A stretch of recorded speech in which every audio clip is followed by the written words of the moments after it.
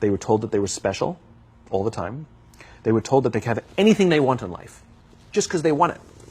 So you take this group of people, and they graduate school, and they get a job, and they're thrust into the real world, and in an instant, they find out they're not special, their moms can't get them a promotion, that you get nothing for coming in last, and by the way, you can't just have it because you want it, right? And in an instant, their entire self-image is shattered. The other problem, to compound it, is we're growing up in a Facebook, Instagram world. In other words, we're good at putting filters on things. We're good at showing people that life is amazing even though I'm depressed, right?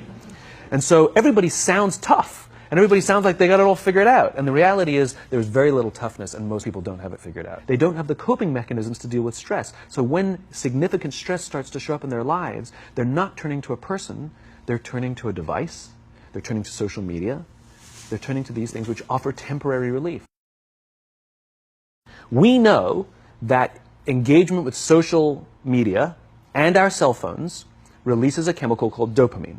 That's why when you get a text, it feels good, right? So, we've all had it where you're feeling a little bit down or feeling a bit lonely, and so you send out 10 texts to 10 friends, hi, hi, hi, hi, hi.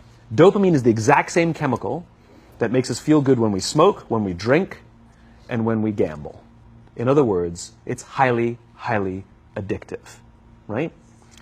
We have age restrictions on smoking, gambling, and alcohol, and we have no age restrictions on social media and cell phones, which is the equivalent of opening up the liquor cabinet and saying to our teenagers, hey, by the way, this adolescence thing, if it gets you down...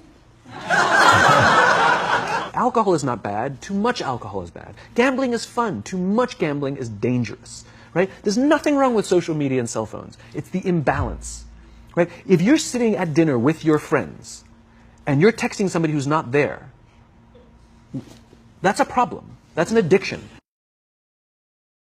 Now you add in the sense of impatience, right? They've grown up in a world of instant gratification. You want to buy something, you go on Amazon, it arrives the next day.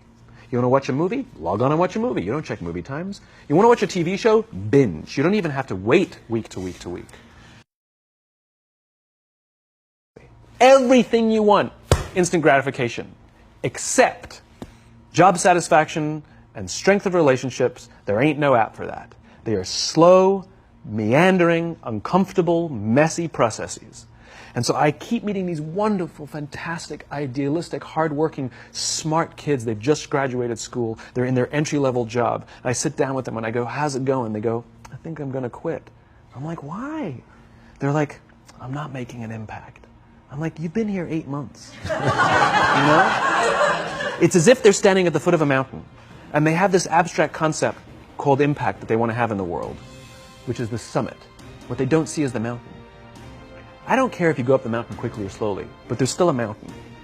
And so what this young generation needs to learn is patience. That some things that really, really matter, like love, or job fulfillment, joy, love of life, self-confidence, a skill set, any of these things, all of these things take time.